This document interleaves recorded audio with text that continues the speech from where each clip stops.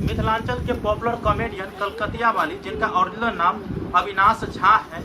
देखिए, इनके शादी के 6 महीना भी नहीं हुआ है। अंसा सदा नाम की लड़की से जनवरी महीने में उन्होंने शादी किए थे और रात में अंसा सदा की मृत्यु संदिग्ध हालत में हुई है। अब उन्होंने फांसी लगा ली है या उनको भगवान ने बुलाया है या उनको भगवान के पास जबरदस्ती भेज दिया गया है, इनकी सूचना मेरे पास नहीं है। ये अभी संदिग्ध हालत में ही मृत्यु मानी जा रही है।